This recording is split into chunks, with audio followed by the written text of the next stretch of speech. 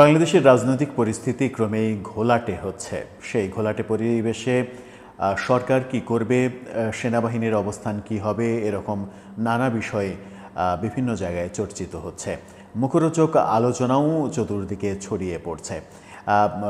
প্রধান উপদেষ্টা প্রফেসর ইউনূসের পরবর্তী পদক্ষেপ কি হবে, যখন সেনাবাহিনী তার অবস্থান স্পষ্ট করল করিডোরের বিপক্ষে, সংস্কার ব্যাপারে সেনাবাহিনীকে অন্ধকারে রাখা হয়েছে, বন্দর দেওয়ার ব্যাপারে সেনাবাহিনীর সঙ্গে আলোচনা হয়নি, সেনাবাহিনীকে কোনো কিছুতে তাকে তার মতামত নেওয়া হচ্ছে না, এরকম নানা কথা যখন আমরা শুনলাম 21 তারিখে সেনানিবাসে এই ঘটনা যখন ঘটল, তখন সরকারের জন্য সেটা বড়ই বিব্রতকর পরিস্থিতি তৈরি করেছে। এই বিব্রতকর পরিস্থিতির মাঝে প্রধান উপদেষ্টা কি করবেন, সেই আলোচনাটা চতুর্দিকে হচ্ছে। এই আলোচনার মাঝে আজকে দৈনিক মানবজমিন একটা খুবই গুরুত্বপূর্ণ নিউজ করেছে এবং সেই নিউজে তারা আভাস দিচ্ছে প্রধান উপদেষ্টা প্রফেসর ইউনূস পদত্যাগের চিন্তাভাবনা করছেন। আদতেও কি সেই ঘটনা ঘটতে চলেছে?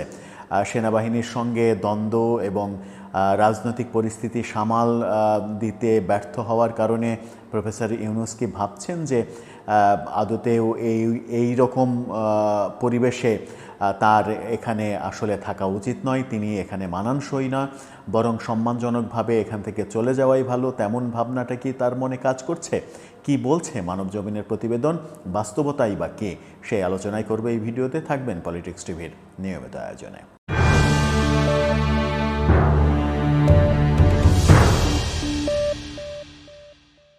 দর্শক, পলিটিক্স টিভির নিয়মিত ভিডিওগুলোতে এখন থেকে স্পন্সর করছে প্রজাপতি.টিভি, নতুন ওটিটি প্ল্যাটফর্ম। আপনারা চাইলে ইউটিউবে, ফেসবুকে, ইনস্টাগ্রামে, টিকটকে দেখে নিতে পারেন। ডেসক্রিপশন বক্সে লিঙ্ক দেওয়া থাকবে, সেখান থেকেও আপনারা দেখে নিতে পারেন প্রজাপতির কার্যক্রম। চলে যাচ্ছি মূল ভিডিওতে। বলছিলাম, প্রফেসর ইউনূসকে নিয়ে একটি প্রতিবেদন ছাপা হয়েছে দৈনিক মানবজমিনের সম্পাদক মতিউর রহমান চৌধুরী। তার সম্পর্কে আমরা জানি খুব একটা টোটকা নিউজ তার পত্রিকায় ছাপা হয় না। অথেন্টিক নিউজ ছাড়া, ইনভেস্টিগেশন অথেন্টিক নিউজ ছাড়া তার পত্রিকায় খুব কমই আমরা ছাপতে দেখেছি। তার মতো বর্ষিয়ান সাংবাদিক, সেই পত্রিকা সম্পর্কে যথেষ্ট সুনাম রয়েছে।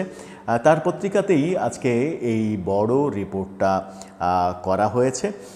এটা লিখেছেন শান্তনা রহমান। তিনি যে কথাটা বলতে চাইছেন, সেটা ঘটতে গেলে, সেটা যদি ঘটে যায়, তাহলে একটা মারাত্মক পরিণতির দিকে দেশ চলে যাবে, সেটা বলাই যায়। কি বলতে চাইলেন তিনি, শুরুটা করেছেন তিনি যেভাবে, সেটা হচ্ছে প্রফেসর ইউনূস এখন কি করবেন। তার সামনে বিকল্প খুবই কম। পরিবর্তিত পরিস্থিতিতে তার নেতৃত্ব অনেকটাই চ্যালেঞ্জের মুখে। হয় তিনি পরিস্থিতির সঙ্গে মানিয়ে নেবেন, না হয় পদত্যাগ করে চলে যাবেন। এবং সবথেকে গুরুত্বপূর্ণ ব্যাপারটা এরপরেই তিনি লিখেছেন, সর্বশেষ খবর, প্রফেসর ইউনূস ইতিমধ্যেই অভ্যুত্থানের নায়কদের ডেকে বলেছেন, তোমরা সংযত হও, না হলে আমি পদত্যাগ করব। অর্থাৎ এনসিপি নেতা এবং অভ্যুত্থানের যে নায়ক, যাদেরকে আমরা নায়ক হিসেবে জানি, যারা সম্মুখ সারিতে ছিলেন বৈষম্য বিরোধী আন্দোলনে, তাদেরকে ডেকে সাপ জানিয়ে দিয়েছেন প্রধান উপদেষ্টা, হয় তোমরা সঠিক পথে আসো, সংযত হও, এই ধরনের আচরণ কোনোভাবেই মেনে নেওয়া যাবে না, বরদাস্ত করা যাবে না, আর তা না হলে বলো আমি পদত্যাগ করে চলে যাই। তার মানে প্রধান উপদেষ্টা তার ইচ্ছাটা একেবারে পরিষ্কারভাবে জানিয়ে দিয়েছেন। এখন বল তিনি কোর্টে ফেলেছেন অভ্যুত্থানের নায়ক অর্থাৎ এনসিপি সমন্বয়ক তাদের কোর্টে। তারা কি সংযত হবে? সংযত বলতে যা বোঝাতে চেয়েছেন প্রফেসর ইউনূস, সেনাবাহিনীর সঙ্গে দ্বন্দ্ব, বিএনপির সঙ্গে দ্বন্দ্ব, নানা রকমের দ্বান্দ্বিক পরিবেশ তৈরি করা, সম্প্রতি নির্বাচন কমিশন ঘেরাও করে একটা হাস্যকর পরিস্থিতি তৈরি করা, প্রকাশ্যে উপদেষ্টা মাহফুজ আলমের নানা রকমের স্ববিরোধী পোস্ট, আজকে আবার তিনি নতুন পোস্ট দিয়েছেন, তিনি তার আগের কর্মকাণ্ডের জন্য ক্ষমা চান, সবার সঙ্গে মিলেমিশে থাকতে চান। এই কর্মকাণ্ডে আসলে পরিবেশ আসলে দূষিত হয়ে গেছে। সেই দূষিত পরিবেশে প্রফেসর ইউনূস থাকতে চাচ্ছেন না। সাথে মরার উপরে খাড়ার ঘা হিসেবে সেনাবাহিনীর সঙ্গে বিরোধটা স্পষ্ট যখন হয়েছে তখন তিনি এই মনোভাব ব্যক্ত করেছেন। এরপরে তিনি লিখেছেন যে সেনাপ্রধান জেনারেল ওয়াকারুজ্জামান কয়েকটি মৌলিক বিষয়ে সরকারের সঙ্গে তার মতপার্থক্যের কথা জানিয়েছেন। সকল স্তরের সেনা কর্মকর্তাদের তিনি বলেছেন ডিসেম্বরের মধ্যে নির্বাচন হতে হবে, যেটা প্রফেসর ইউনূস কখনোই স্পষ্ট করেননি। তার উপদেষ্টারা সবসময় পানি ঘোলা করছে। তিনি ডিসেম্বর থেকে জুনের কথা বলে নির্বাচনকে অনিশ্চিত করে তুলেছেন। বারবার দাবি তোলা সত্ত্বেও তিনি বিষয়টা খোলাসা করেননি। অর্থাৎ নির্বাচন নিয়ে যে ধোঁয়াশা, সেই ধোঁয়াশার স্পষ্ট বিপক্ষে অবস্থান করছে সেনাবাহিনী, এবং সেনাবাহিনীর এই বিপক্ষে অবস্থান করার কারণেই ব্যাপারটা ঘোলাটে হয়ে যাচ্ছে। সেনাপ্রধান জানুয়ারি 2026-এর মধ্যে নির্বাচিত সরকার দেখার প্রত্যয় ব্যক্ত করেছেন। এদিকে রাখায়নে মানবিক করিডোর নিয়ে জাতিকে অন্ধকারে রেখেছেন প্রফেসর ইউনূস, এমনটাও বলা হয়েছে সেনানিবাস থেকে। সেনাপ্রধান এমনটা বলেছেন। নীতিগত সিদ্ধান্ত নেওয়ার পর বিভ্রান্তির বেড়াজালে ফেলেছেন জনগণকে। অদৃশ্য শক্তির সঙ্গে হাত মিলিয়ে জটিল এক পরিস্থিতি তৈরি করেছেন। জাতিসংঘ মহাসচিবকে এনে করিডোরের যথার্থতা প্রমাণ করার চেষ্টা করেছেন, কিন্তু সেটা আদতে হয়নি। এরপরে অনেক পরে তিনি যেটা লিখেছেন সেটা হচ্ছে যে এই পরিস্থিতিতে কোন দিকে মোড় নেবে বাংলাদেশের রাজনীতি, প্রফেসর ইউনূসই বা কী সিদ্ধান্ত নেবেন। বলাবলি হচ্ছে হয় তিনি সব কিছু মেনে নিয়ে দায়িত্বে থাকবেন, নতুবা ছেড়ে দিয়ে তিনি আগের জীবনে চলে যাবেন। তারপরে খুবই গুরুত্বপূর্ণ একটা কথা বলেছেন, মানবজমিনে বলা হয়েছে, সেটা হচ্ছে যে অতীত ইতিহাস বলে তিনি হঠাৎ করেই কেবলা বদল করতে পারেন। অর্থাৎ তিনি তার ডিসিশন হুটহাট করে চেঞ্জ করে ফেলেন। এর আগেও তিনি এক দফা দল গঠন করে আবার নিজেই দলের বিলুপ্তি ঘোষণা দিয়ে রাজনীতির দৃশ্যপট থেকে বিদায় নিয়েছিলেন। তার পক্ষে যে কোনো সিদ্ধান্ত নেওয়াই সম্ভব। তিনি যদি নির্বাচনের দিকে না হাঁটেন তাহলে সামনে সমূহ বিপদ। কারণ বল এখন আর তার কোর্টে নেই। জেনারেল ওয়াকার জনগণের কাছে বল ঠেলে দিয়েছেন। স্পষ্ট এখানে বলা হচ্ছে যে জেনারেল ওয়াকারের সঙ্গেই দ্বন্দ্ব, এবং দ্বন্দ্বের কারণে প্রফেসর ইউনূসের চেয়ারটা আসলে দোদুল্যমান হয়ে গেছে। বল যেহেতু সেনাবাহিনী থেকে জনগণের কোর্টে ঠেলে দেওয়া হয়েছে, সেই কারণেই এখন প্রফেসর ইউনূস চেষ্টা করছেন পরিস্থিতিটা সামাল দিতে, এবং এই উদ্ভূত পরিস্থিতি যেগুলো তৈরি হয়েছে সেটা যে এই ছাত্র সমন্বয়কদের নানা রকমের ঔদ্ধত্যের কারণে, সেনাবাহিনী নিয়ে নানা ধরনের অপপ্রচারের কারণে হয়েছে, বিএনপির সঙ্গে অহেতুক দ্বন্দ্বে জড়ানো, বিএনপিকে খেপিয়ে তোলা, একটা সময় মাহফুজ আলম, জামাত ইসলাম এবং ধর্মভিত্তিক গোষ্ঠীগুলোকে খেপিয়ে তুলেছেন। সব মিলে সবাইকে আসলে প্রতিপক্ষ বানিয়ে ফেলা হয়েছে। সবাইকে প্রতিপক্ষ বানিয়ে ক্ষমতায় থাকা কঠিন, যে কোনো সরকারের জন্যই কঠিন।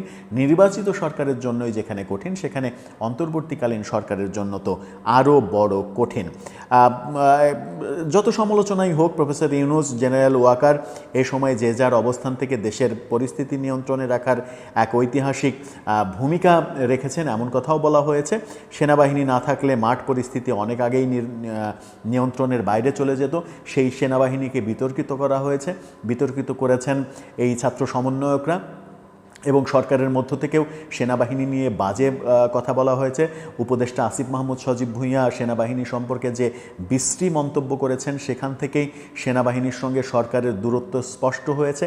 এখন সেনাবাহিনীর সঙ্গে সরকারের এই স্পষ্ট দূরত্ব রেখে প্রফেসর ইউনূসের জন্য সম্মানজনক অবস্থায় রাষ্ট্র পরিচালনা করা আদতে সম্ভব নয়। সেই কারণেই গুঞ্জন উঠেছে, এবং সামাজিক যোগাযোগ মাধ্যমে ইতিমধ্যেই ব্যাপারটা ভাইরাল হয়ে গেছে, সয়লাভ হয়ে গেছে, গুঞ্জন উঠেছে, নানা দিকে প্রোপাগান্ডা হচ্ছে যে প্রফেসর ইউনূস পদত্যাগ করছেন। মানবজমিন ভেতরের কথাটা তুলে এনেছে যে প্রফেসর ইউনূস অলরেডি জুলাই অভ্যুত্থানের নায়কদের ডেকে বলে দিয়েছেন যে হয় তোমরা সংযত হও, নতুবা আমি পদত্যাগ করে চলে যাব। কি করতে চলেছেন তিনি? যখন বিএনপির তরফ থেকে 2 ছাত্র উপদেষ্টার পদত্যাগ চাওয়া হচ্ছে, আবার এনসিবির তরফ থেকে বিএনপি আখ্যা দিয়ে 3 জন উপদেষ্টার পদত্যাগ চাওয়া হচ্ছে, উপদেষ্টাদের কর্মক্ষমতার ব্যাপারে প্রশ্ন তোলা হচ্ছে, জাতীয় নিরাপত্তা উপদেষ্টার ব্যাপারে প্রশ্ন তোলা হচ্ছে, তিনি দেশি নাগরিক নাকি বিদেশি নাগরিক এই আলোচনা হচ্ছে, যদিও তিনি খণ্ডন করে বলেছেন তিনি দেশি নাগরিক, তিনি বিদেশি নাগরিক নন। উপদেষ্টাদের অনেকেই দেশি নাগরিক এরকম, বিদেশি নাগরিক এরকম আলোচনা অনেকে করার চেষ্টা করছেন। সব মিলিয়ে পরিস্থিতি আসলে নিয়ন্ত্রণের বাইরে চলে গেছে এবং পরিস্থিতি সব থেকে বেশি নিয়ন্ত্রণের বাইরে গিয়েছে গতকালকে সেনানিবাসে অফিসার্স অ্যাড্রেস অনুষ্ঠানের মাধ্যমে। এই অনুষ্ঠানের আগে একটা ভিডিওতে আমরা বলেছিলাম যে এরকম অফিসার্স অ্যাড্রেস অনুষ্ঠানের মাধ্যমেই কিন্তু শেখ হাসিনা সরকারের পতন হয়েছিল। 5 আগস্টে যে সরকারের পতন হয়েছিল তার আগে আপনাদের মনে আছে কিনা, 3রা আগস্ট সেনাবাহিনীর অভ্যন্তরে সেনানিবাসের অভ্যন্তরে অফিসার্স অ্যাড্রেস অনুষ্ঠান হয়েছিল। সেখানে সেনাবাহিনীর অফিসাররা এবং সকল সেনাবাহিনী এক জায়গায় অবস্থান করেছিলেন এই মর্মে যে তারা ছাত্র জনতার বিপক্ষে যাবে না, ছাত্র জনতার উপরে গুলি চালাবে না। সেই সিদ্ধান্তের কারণেই কিন্তু শেখ হাসিনার পতনটা ত্বরান্বিত হয়েছিল। আবারও এক অফিসার্স অ্যাড্রেস নিয়ে 9 মাস 9.5 মাস পরে আবারও এক অফিসার্স অ্যাড্রেস নিয়ে ব্যাপারটা তালগোল পাকিয়ে যাওয়ার মতো ব্যাপার, এবং সরকার থাকবে নাকি এই সরকার চলে যাবে, নতুন সরকার এসে নির্বাচনের ব্যবস্থা করবে, এরকম আলোচনাও অনেকে করার চেষ্টা করছেন। পরিস্থিতি কোন দিকে যাচ্ছে সেটা এই মুহূর্তে বলা মুশকিল, কিন্তু মানবজমিন যেহেতু খবরটা করেছে এবং মানবজমিন সাধারণত অথেন্টিক খবর ছাড়া করে না, সেহেতু এটুকু অন্তত বলাই যায় যে প্রধান উপদেষ্টা পরিস্থিতি নিয়ন্ত্রণে না থাকলে পদত্যাগ করে বসতে পারেন। তাহলে কি হবে, কোন পথে যাবে দেশ? আবারও কি একটা বড় অরাজকতার দিকে চলে যাবে দেশ? এই অরাজকতা তৈরি হলে কোন পক্ষ আক্রান্ত হবে, কোন পক্ষ সুবিধা পাবে, এই আলোচনাগুলো সামনে কিন্তু উঠে আসবে। দর্শক, আপনার কি মনে হয় কি হতে চলেছে? টানটান উত্তেজনার মধ্যে আমরা সময় পার করছি। আদতে কি হবে, দেশের কপালেই বা কি আছে? আমরা যারা সাধারণ মানুষ, আমরা আদতে কি চাই? দেশে শান্তি শৃঙ্খলা বজায় থাক, আমরা যেন দুবেলা দুমুঠো ভাত খেয়ে বেঁচে থাকতে পারি, সেই প্রত্যাশা কি আমাদের পূরণ হবে? আপনার মতামত জানিয়ে লিখতে পারেন আমাদের কমেন্ট বক্সে।